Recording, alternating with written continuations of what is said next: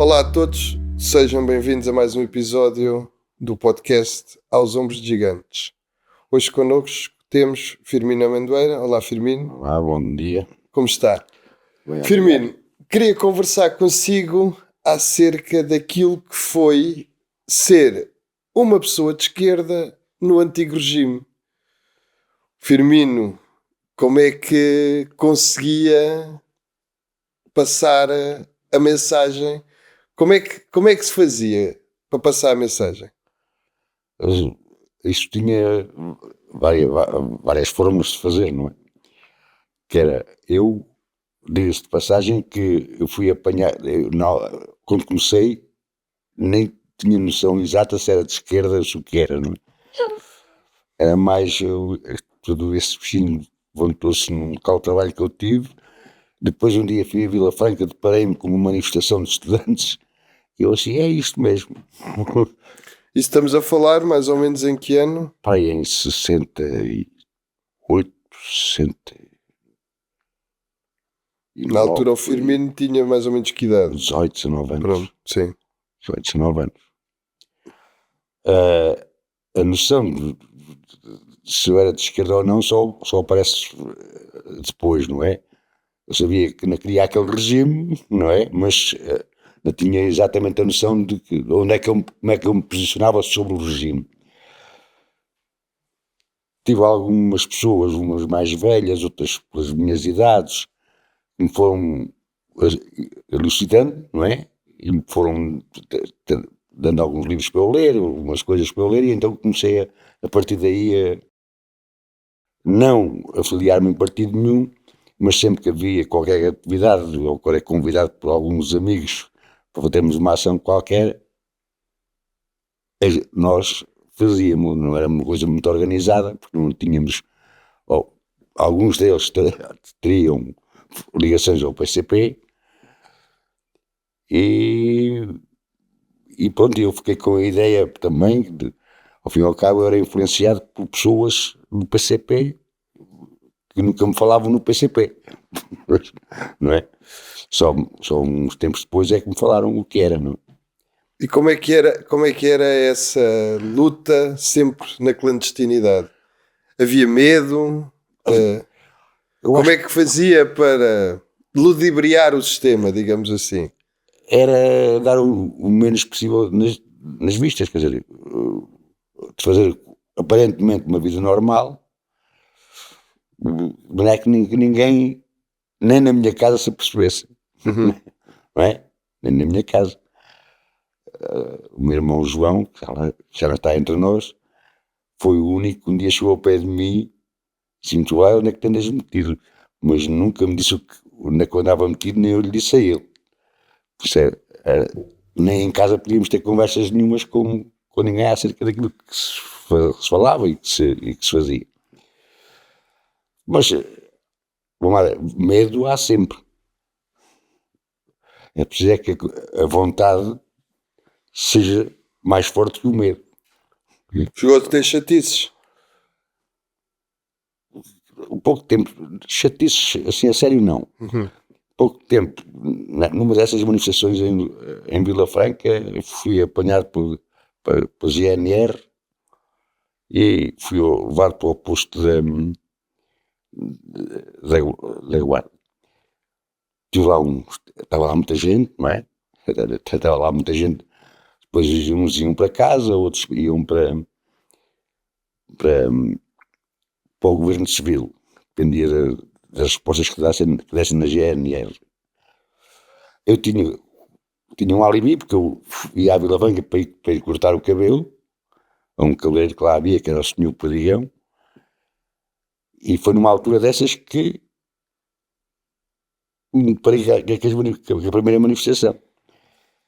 E o meu alibi era como é que você nos dá a Zambuja vieste parar aqui a Vila Franca?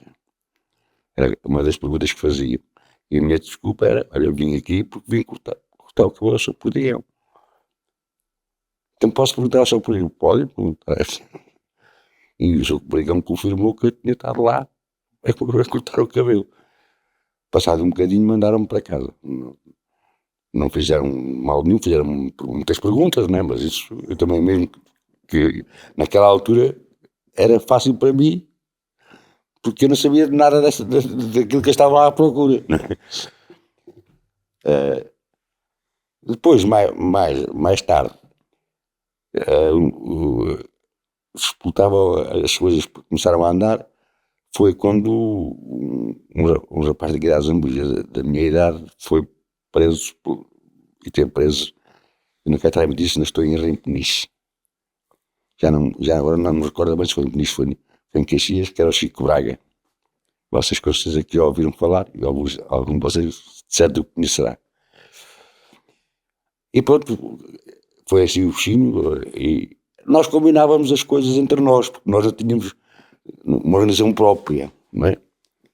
Vamos fazer, à terra tal, vamos fazer, eu fui a um encontro organizado por uma, pela Juventude Operária Católica, fui convidado pelas pessoas da Juventude Operária Católica, eu encontro ao carregado, lá uma garagem,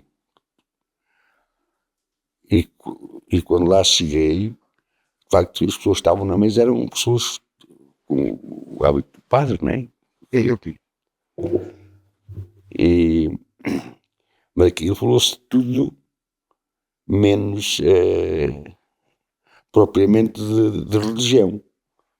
Falou-se da situação política em Portugal abertamente. Os padres eram todos muito novos. Foi a desconfiança que eu tive. Eram todos muito novos. E também o tipo de conversas que se teve não me cheirava que aquilo fosse propriamente sobre a religião, não é? Não era.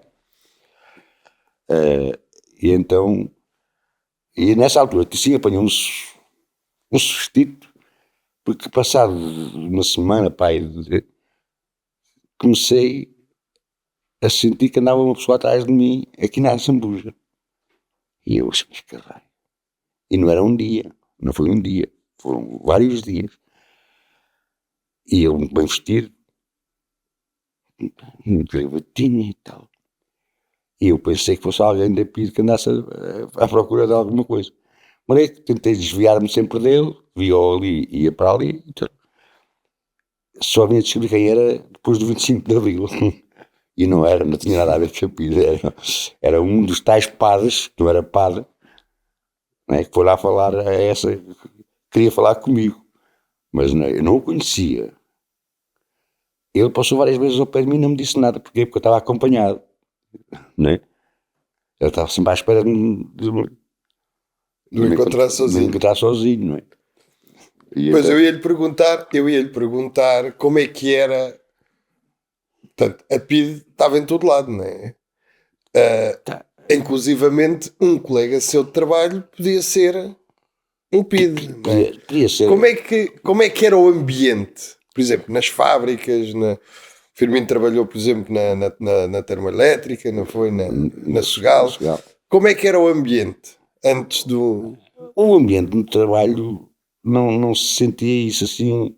Aqui na nossa zona também nunca fomos uma zona com muito ativismo político, vamos chamar assim. Nem sindical sequer, não é? Basta dizer que a indústria, a empresa que mais trabalhadores pagaram até 63, 64, era a Segal, não é? Que as pessoas nenhum sindicato tinham, não é? Mesmo que quisessem ter lutas laborais, era muito difícil as pessoas organizarem-se entre si, não é? E depois havia muito medo também. Mesmo que porque nós no trabalho procurávamos estar muito bem com toda a gente, não é? Porque é sempre bom, mas não falávamos dessas coisas. O ambiente era normal. À exceção quando aparecia um outro que algum desconfiasse que podia ser, não é? Porque eu lembro, não vou dizer quem é, claro, quem foi, mas lembro que também há aí um camarada meu que até tinha medo do pai, porque desconfiava que o pai era formador da PID. Aquilo não eram propriamente PIDs, eram informadores. Pois. Era assim que nós vivíamos, não é? Não vou dizer nomes porque isso não tem interesse nenhum. as famílias cá estão, não são culpadas daquilo que outros fazem, não é? Sim, claro. Mas eu também, ao fim e ao cabo, nunca cheguei a saber se o homem era ou não era. Pois. O próprio filho é que desconfiava. Por isso, era assim que se vivia neste país.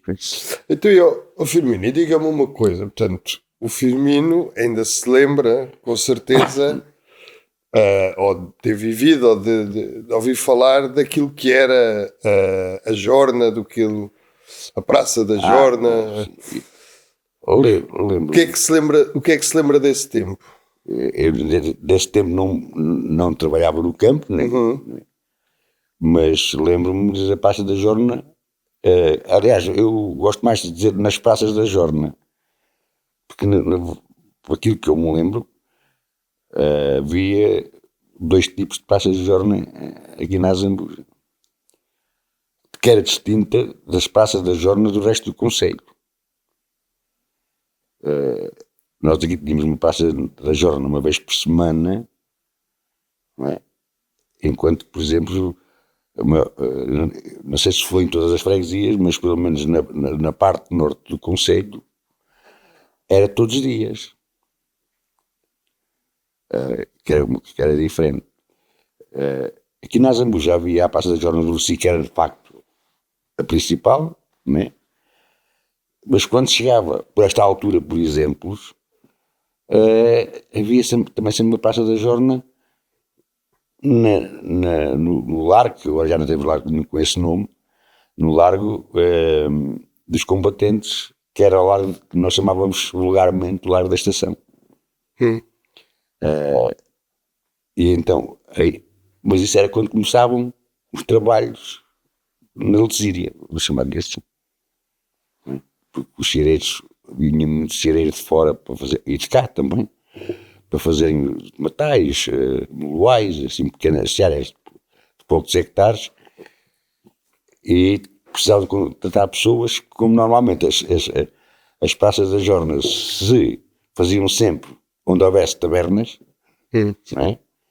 Os pontos ideais para fazer a Praça da Jorna era de facto no Recio e no Largo da Estação, que havia também uma série de tabernas, assim muito semelhante ao Recio. O que eu me lembro é que as pessoas iam para ali à espera que alguém os viesse contratar para ir trabalhar. Hoje paga-se tanto, se quiseres ir e tal. Aqueles que... Isto era o funcionamento da Praça da Jorna. Ainda havia alguns proprietários e ceareiros, porque havia pessoas que eram proprietárias de terrenos, mas isso era já mais aqui na parte do norte da vila, né, da freguesia. Nem iam sequer à Praça da Jorna. Iam na véspera a uma taberna para convidar a pessoa que eles queriam que trabalhassem para ele. Era um bocado assim. E aquele que fosse mais fraquito, fosse mais coisa, devia ser aflito para arranjar trabalho, não é? Ou como diziam eles, que fosse mais calão, não. Devia ser aflito para arranjar trabalho. Isto é como me lembro. Claro, depois no resto do concelho era distinto daqui da Azambuja, que havia praça todos os dias. E acha que o facto, depois, mais tarde, terem-se criado as fábricas, a Sogal, a Thule, depois mais tarde também a Ford, a Opel, acha que de alguma forma veio mudar aquilo que era o trabalhador da Zambuja? Sim, alterou completamente.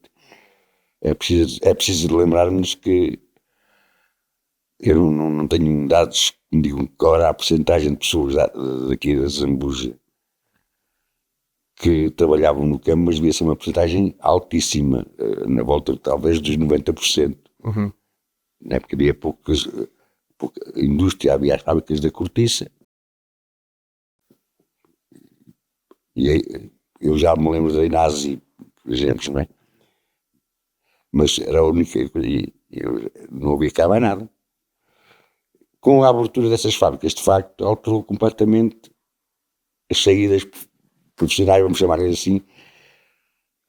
Por exemplo, as pessoas muitas das pessoas que andaram a construir a Ford e a GM, pessoas daqui de Zambuja, foram lá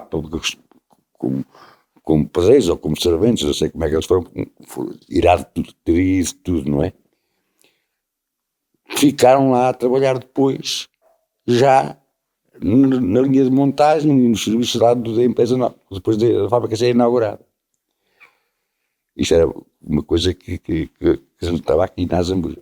E, portanto, de alguma forma veio permitir que as pessoas saíssem dos campos, não é? Sim, veio permitir as pessoas saíssem dos campos, veio permitir um melhor nível de vida às pessoas da Zambuja, porque não nos podemos esquecer que a Zambuja é uma terra muito pobre. Ainda continua a ser, não parecendo, mas continua a ser. Mas era uma terra muito pobre mesmo. A grande maioria ou era pobre ou era completamente pobre, não era? Ou pobre ou estava mendigavam, não é?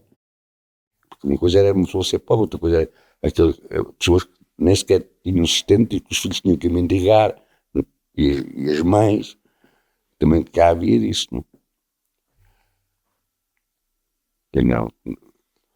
E diga-me uma coisa, quando as pessoas, portanto, estava-me a falar aí de pessoas que inclusivamente construíram as fábricas e depois trabalharam nas fábricas, de alguma forma veio-se criar também aqui uma mão de obra especializada, não é? Veio-se criar aqui uma indústria de construção de automóvel, de montagem de automóvel, uma coisa que não existia, não é? E de repente as pessoas deixaram de ser agricultores, deixaram de ser trabalhadores rurais, passaram a ser operários fabris. Portanto, já me falou que de alguma forma isso também veio fazer uma diferença no nível de vida, e acha que também fez diferença a nível cultural? Acha que passou a haver mais oferta, passou a haver menos oferta? Eu sei, eu falo com isto porque eu sei que também que o Firmino teve muito ligado à existência das marchas da Zambuja, o Firmino, a sua mulher, a Emília, o Maria do Carmo, com quem também já falámos, e de alguma forma acha que desse contexto, porque aquilo que as pessoas normalmente dizem, e não queria depois também ficar aqui antigamente dizia-se que era assim, e aproveitar que estamos aqui com pessoas que viveram de facto essas coisas para podermos clarificar isso. As pessoas têm o hábito de dizer, vinhamos do campo, não havia nada para fazer, íamos para os bailaricos, íamos para o centro, aquilo das récitas, o salão paroquial, fazia-se lá as récitas. Depois, quando muda para esta questão dos operários, dos trabalhadores rurais, para os operários fabris, acha que houve também aqui uma alteração na identidade cultural da Zambuja, digamos assim, da oferta? Na identidade cultural não diria, não é? Mas que se notou, porque vamos ver, quando a Segal abriu eu tinha 7 anos, não é? E quando a Fora abriu, eu já não morava aqui na Zambuja, estava a morar em Tagarro. Isso era uma realidade diferente aqui da Zambuja. O Alto Conselho é uma realidade diferente aqui da Zambuja. Mas em relação à parte cultural, eu penso que não houve assim. O que houve foi mais gente com disponibilidade para participar nas atividades e reparem, das atividades culturais, esportivas, nas atividades associativas, vamos chamar-lhe assim. Porquê? Porque começou a haver mais disponibilidade. As pessoas passaram a fazer 8 horas de trabalho quando antes trabalhavam de sol a sol. Não é? Pois. Por isso, começou a haver maior disponibilidade. Também começou a haver uma maior, ao longo dos, não foi assim de repente, abriram as fábricas, isto tudo mudou, não foi assim, foi muito lentamente, mas de qualquer maneira havia a própria predisposição para participarem nestas coisas se alterou, a predisposição das pessoas, e era de certa forma fácil. a organizar-se qualquer festa que havia, aparecia sempre pessoas interessadas em colaborar, em participar nessas atividades. Eu, por exemplo, eu lembro que a primeira coisa que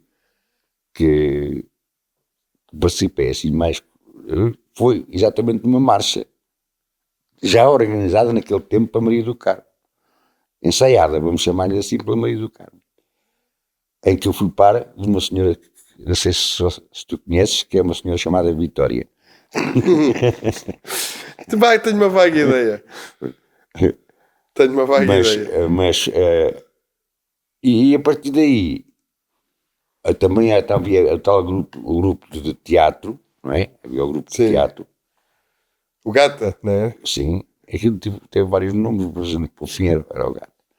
Em que eu normalmente colaborava, não era um membro do elenco, mas colaborava quando me pediam, ou para ir para ajudar lá, ou no bar, ou nisto, ou naquilo, e sempre estive muito ligado. E foi por aí que começámos, mais tarde, a fazer umas marchas.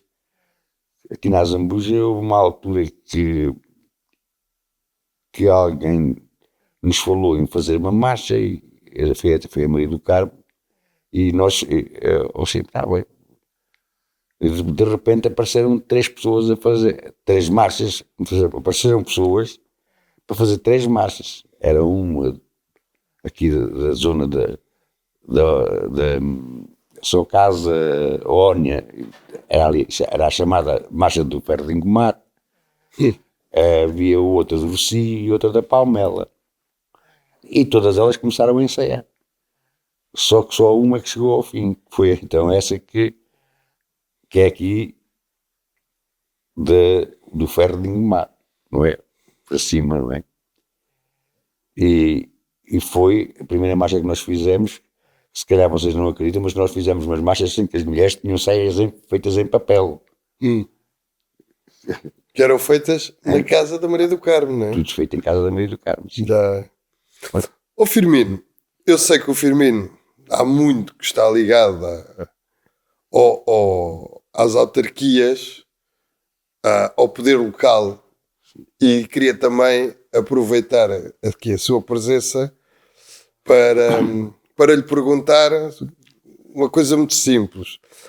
Acha que as autarquias hoje fazem mais falta que faziam no antigo regime, ou era o contrário? Eu acho que fazem a mesma falta. É preciso é que os executivos se predisponham a servir as populações. No antigo regime não se pode comparar, não é? Porque o antigo regime era uma coisa em que as pessoas não participavam, não elegiam, não eram eleitos, eram escolhidos a dedo pelo regime, não é? São coisas completamente diferentes. Agora, se as pessoas se fazem mais falta que antes, não, acho que fazem a mesma falta. Hoje serve muito mais a população do que servia ao antigo regime. Isso é um dado adquirido, não há dúvidas, não é? Sei que nem tudo está bem, mas não tem nada a ver com o que se passava no antes 25 de Abril. Não é? Agora, queria falar consigo de uma data muito específica. 1 de maio de 1975. Primeiro, 74, não sei se 74 já houve a celebração do Dia do Trabalhador.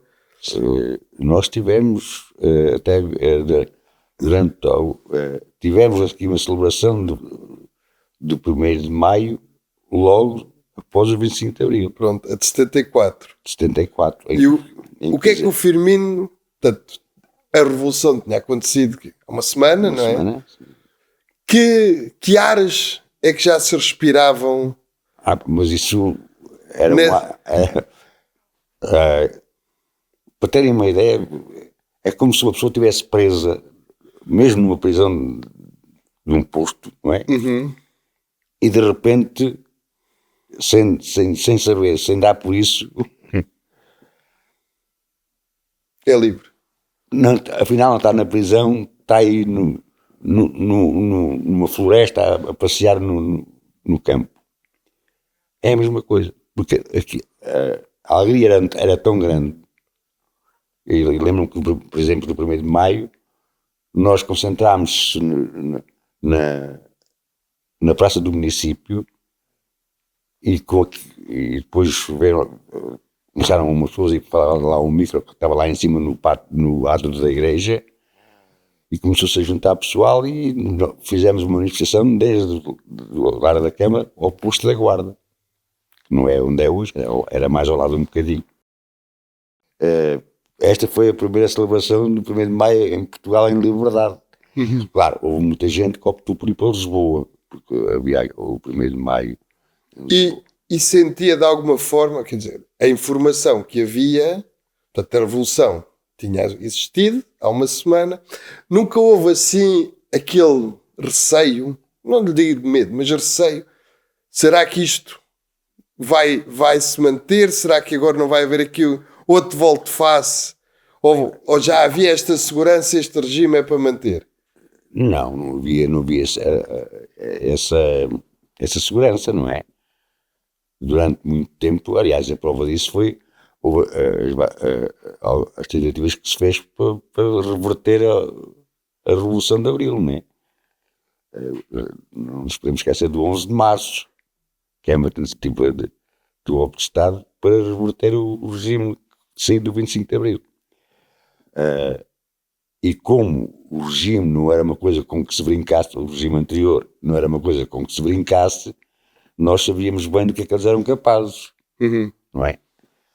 Eu digo isto, por exemplo, essa manifestação, diria, quase espontânea, que me fala do... Não havia ao mesmo tempo aquela dúvida, aquele chegar por trás do ombro, será que isto está mesmo, ou era já, não. Agora vem a liberdade. Não, já tínhamos uma dose de certeza muito elevada de que as coisas não voltavam assim para trás tão depressa. De qualquer maneira, mas havia de facto uma coisa que se notava, é que as pessoas, quando viam alguma pessoa que não fosse muito dada a estas coisas, e olhavam de lado, mas não era por causa com medo que o regime virasse. É que as pessoas eram desconfiadas e desconfiavam assim, está aqui, mas se calhar antes era de informador da PID. E até houve lá algumas caramuças por causa de algumas pessoas que não teve a ver propriamente com a PID, era aquela região portuguesa que, ao fim e ao cabo, era a farinha do mesmo saco, não é? E por isso, agora, isso houve. A confiança nas pessoas foi-se ganhando com o tempo e com o debater ideias, cada um seguiu o seu caminho, não é? E andámos ali um período em que havia pessoas que nós desconfiávamos que tinha sido informador da PID.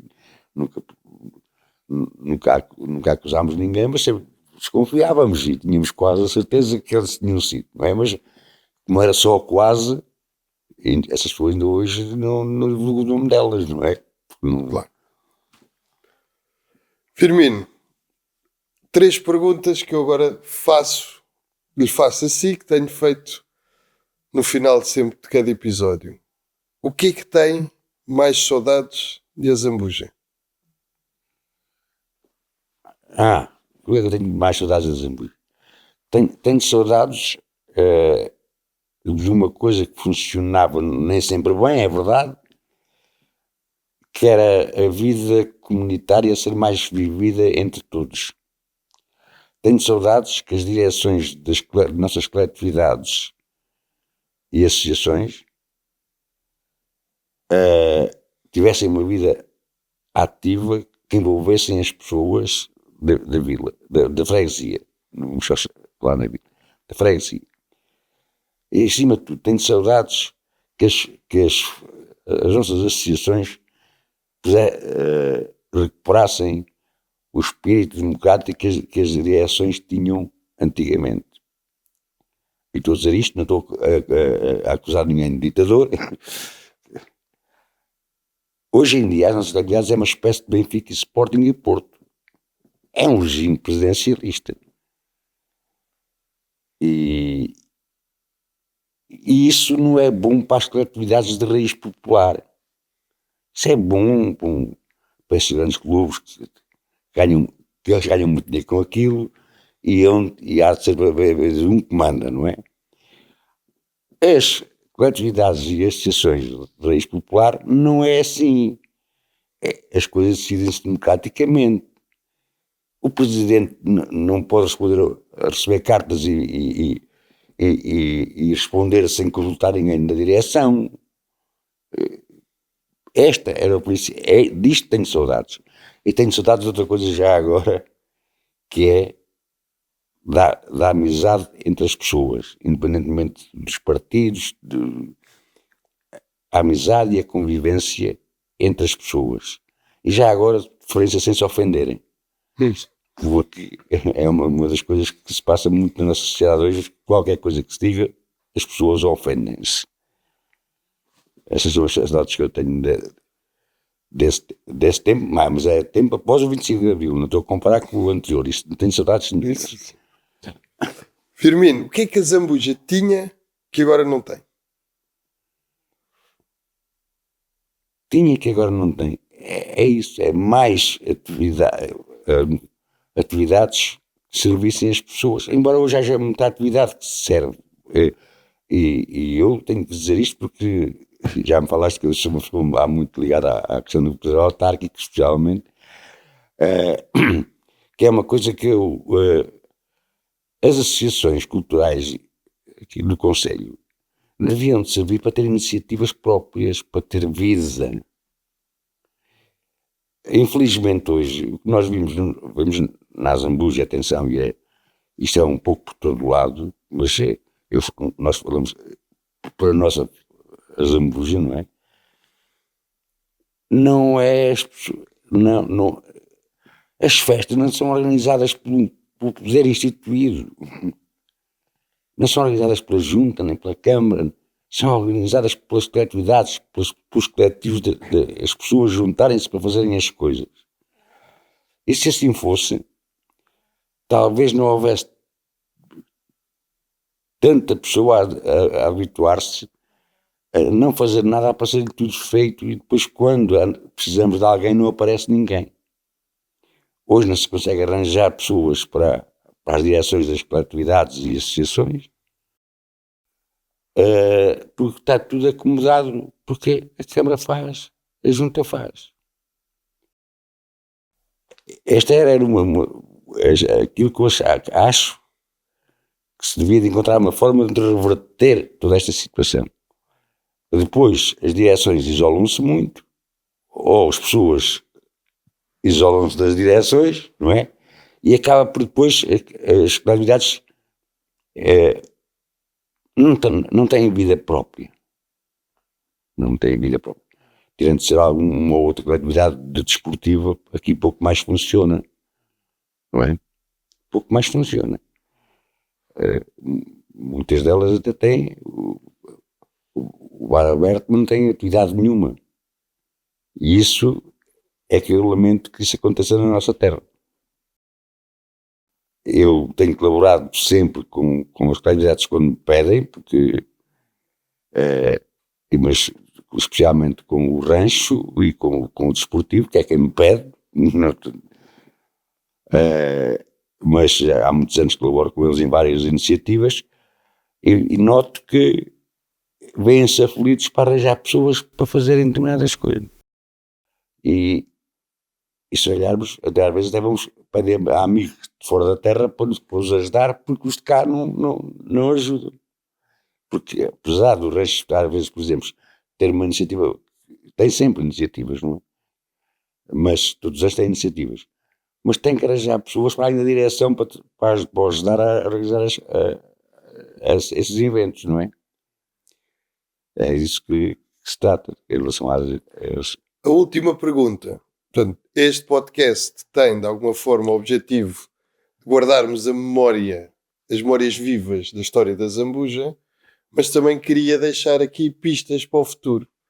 E então, aquilo que eu peço ao Firmino é que dê um conselho. Que conselho é que deixa aos azambujenses da manhã? conselho é que deixo. Os meus conselhos vão andar à volta daquilo que eu estive a dizer agora aqui.